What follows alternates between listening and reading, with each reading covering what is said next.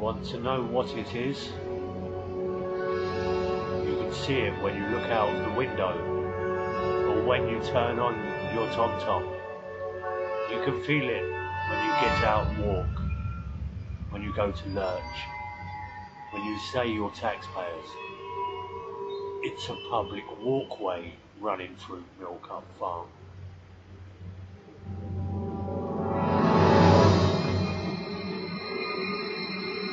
But on a serious note, guys, this place that is known as Milkup Bank Farm has been under attack by bailiffs, security, police, trying to take over this bit of land. For what reason?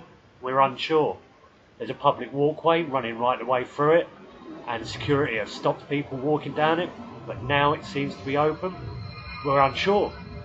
But this place, Rainbow Ark Animal Sanctuary, has been run for a number of years by a lady called Paula Campbell, who I'm going to interview and put up the full interview right now.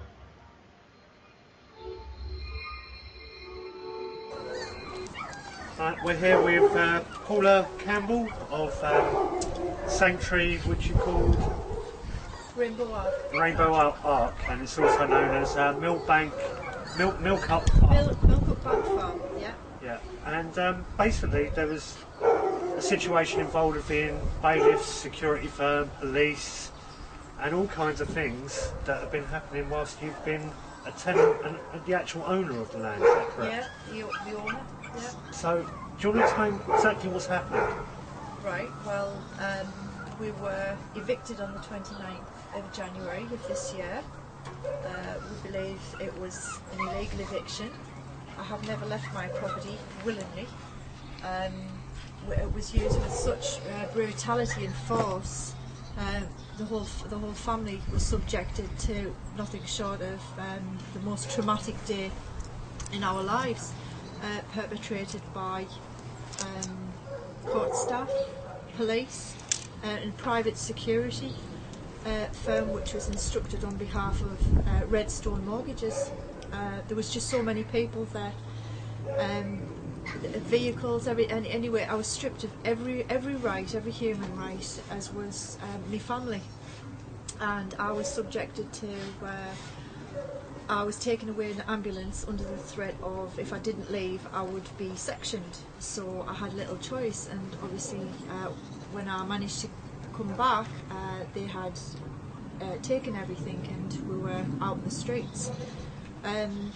It was. I don't want this to happen to anybody else ever again. That's what it basically is as well. It's not just about us anymore. It's about everybody who's either standing or sitting idly by and watching things happen and not standing up and at least trying to prevent this. So this is a place that you've lived for many years, yeah. And the point that it's got to now is it's gone through courts. There's been decisions made in court. The stage it's at right now is under an appeal, where you're a tenant in the property, but this is what's confused me highly. I heard about this last week. Whilst you regained possession of the property, you've gone back in there to get stuff, you're back in, you said, right, it's my property. Where it's a civil dispute, they've got to go off and go back to the court and get another court order to get you out, is my understanding. Now, they've been hanging about day and night with security, dogs, fires, and all kinds of things, tactics, slander campaigns and everything is what I'm seeing personally online. That took me to the point of going up to the farm and using the public right of way that walks all the way through the farm to find out for myself that you've got security there with dogs barking at people, telling people that they can't use a public right of way, which makes me want to think, why have they got such a vested interest in this piece of land? Exactly, yeah, why? Why do they feel it necessary to have security there 24 hours a day in such a capacity where the only word I can use, and I'm not being judgmental, is it's like Auschwitz. That's the only way. And I know the first night that we were barricaded in, we were subjected to torture, and we were subjected to torture on the following days. Who would refuse anybody a glass of water? on one of my videos I said, I wouldn't refuse my worst enemy, and you just don't. If you have a heart, then you wouldn't refuse anybody. This but is when why? you was barricaded in, you asked for water to be brought to you, and they said, come out and get it. Come out and get it. And you can go back in. Yeah. And what happened when you came out to get it? We were ushered down and out through the gate, and that was it. But 5 days is a long time.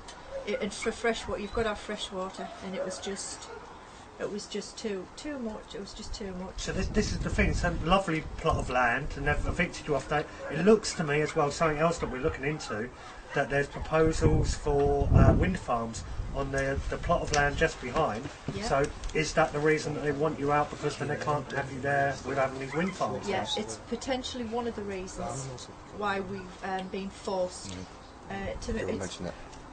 what's the best way of putting it? It's total manipulation, bully tactics by the ones who think that they control everything. I don't agree that they do control everything. I just think people have got to start to realise this, that what they think they have freedoms is very limited, and they're slowly surely being stripped bit by bit away, and we're letting it happen. I'm, for one, I'm not prepared to stand idly by, and I certainly haven't left me home, and I won't leave me home. And I encourage all people to be the same and stand up. You have rights, God gave you rights, and take them. What right do they have to strip you of them? None. It would be interesting to find out when this planning application for the wind farm was put in, because if it was put in before this repossession order was taken, then that kind of shines a light on the true agenda here, doesn't it? Apparently it's been going for a few years. It's been going for a few years, yeah. Well, they stand to, recently told that they stand to make approximately 7.4 million from them. The person or persons in question offered me initially £2,000 to dig up what is a nature reserve, a conservation area, and I refused. And then he kept coming back again and again for over a year to try and force me into selling this bit of land, and I wouldn't. And the last offer he made, very much 7.4 million is quite a bit. The last offer he made was for 13,000, and I still refused. Why does it always have to boil down to money? You can't eat money, and some things are irreplaceable. And I consider that the world we have, we should be looking to each other and not a pound sign all the time. But sadly, some people do. See, I'm going to be looking into this quite a bit more, and you've got an appeal that's still going through at the moment, and if it's looking like that, certain big corporations are going to be hand in hand with government and bodies, there might not be much hope within the judicial system if they're all like doing little dodgy handshakes and rolling their trouser leg up. So for me, I'm going to be trying to look for ways of getting you as the owner on the title absolute back into the property, and possession's 9/10 the law. It's a civil dispute, we'll take it from there.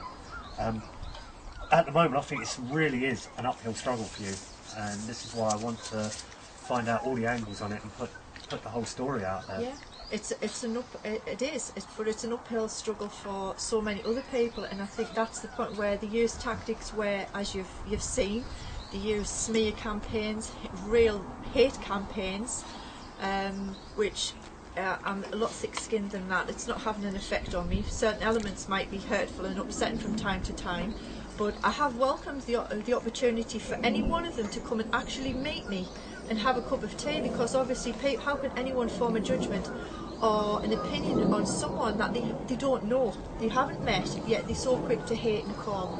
I don't actually hate any of them, so if they think that, then it's certainly not true of me. I can't, it's not my nature to be like that. It's an uphill struggle for a lot of people, but I'd like to encourage people that you've got to stand firm together, and we have to battle our way through. I'm not walking away from this. I'm not giving up. That's our family home, and no way in it, whether it's the government, the entire army, or whoever, what they're placing their power on. They're just placing the power on that of that paper stuff again, isn't it? It all boils down to money. And I think when you have people who stand shoulder to shoulder, and they do that because they care about each other, I think that's when we stand stronger than they ever will, because theirs is based on money and not on caring for each other. That's it. I ain't what. No. We have to be tough. And we have to stand firm on this. Together we stand, divided we fall. Yeah. Innit? The Romans knew this. Divide and conquer. Keep us divided and we don't stand a chance. Together, they don't stand a chance. Well, the thing, we're going about the 1%, don't we? We're going about the 1%.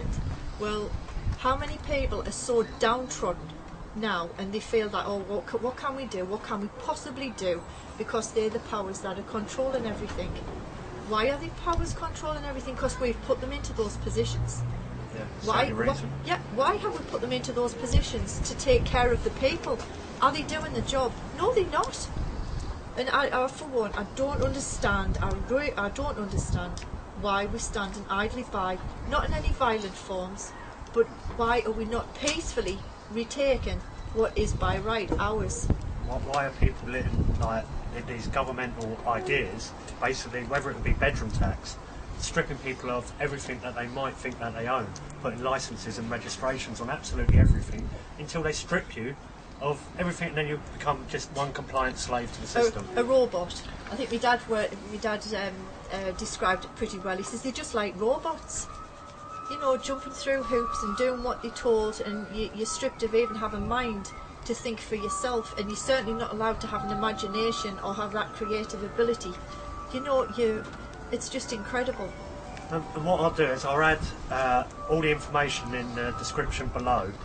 Links to this wind farm that's been proposed, the security company that are involved, the security company that actually have stopped me walking on a public walkway.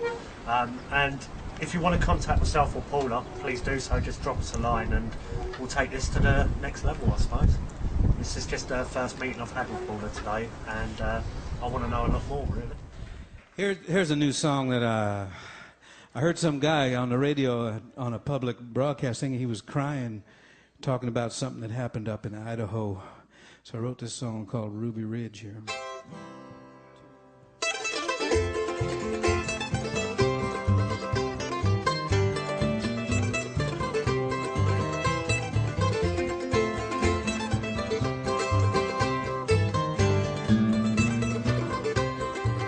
I'll tell you a story not long ago. High on a mountain in Idaho. In Idaho, I was living free. Sold a sawed-off shotgun to a deputy. Don't shoot me down. Don't shoot me down. Don't shoot me down. Don't shoot me down. I got a wife and kids on Ruby Ridge. Please don't shoot me down. Don't shoot me down. Don't shoot me down. Don't shoot me down. Don't shoot me down. I got a wife and kids on Ruby Ridge. Please don't shoot me down.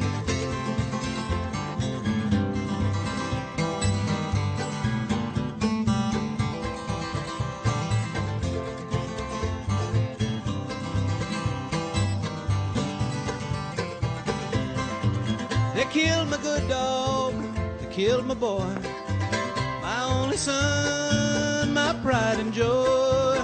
They shot my wife dead on the floor, holding our baby in the cabin door. Don't shoot me down. Don't shoot me down. Don't shoot me down. Don't shoot me down. Got a wife and kids on Ruby Ridge. Please don't shoot me down. Don't shoot me down. Don't shoot me down. Don't shoot me down. Don't shoot me down. I got a wife and kids on Ruby Ridge. Please don't shoot me down.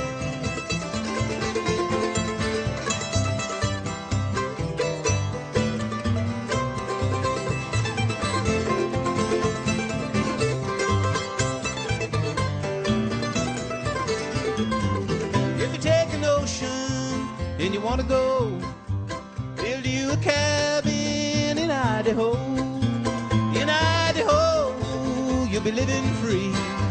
Don't sell no shotgun to no deputy. Don't shoot me down. Don't shoot me down. Don't shoot me down. Don't shoot me down. I got a wife and kids on Ruby Ridge. Please don't shoot me down. Don't shoot me down. Don't shoot me down. Don't shoot me down. Don't shoot me down. I got a wife and kids on Ruby Ridge. Please don't shoot me down.